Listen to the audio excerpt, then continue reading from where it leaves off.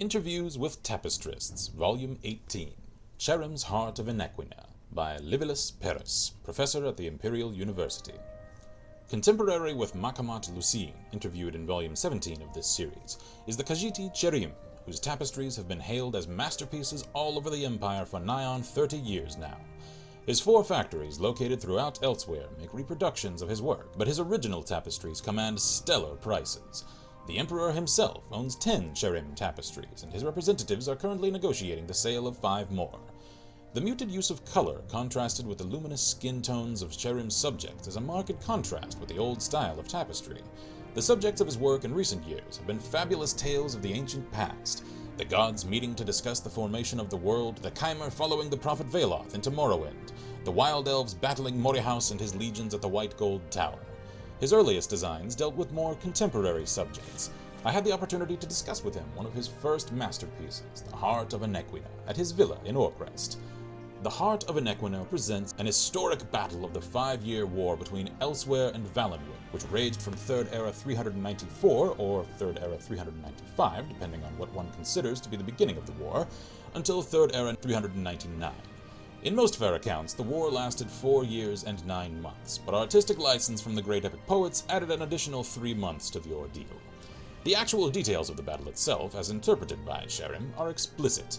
The faces of 120 Wood Elf archers can be differentiated one from the other, each registering fear at the approach of the Khajiit army. Their hauberks catch the dim light of the sun. The menacing shadows of the Elsewhere battle-cats loom on the hills, every muscle strained, ready to pounce in command.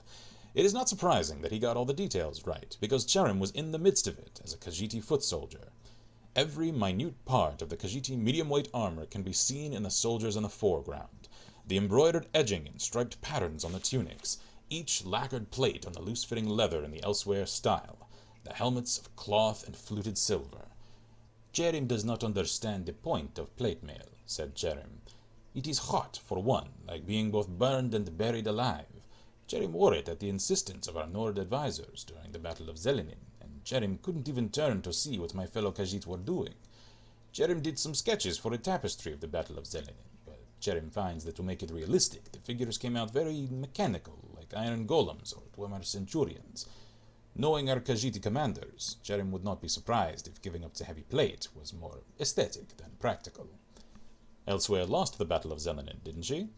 "Yes, but Elsewhere won the war. Starting at the next battle, the Heart of Anequina," said Cherim with a smile.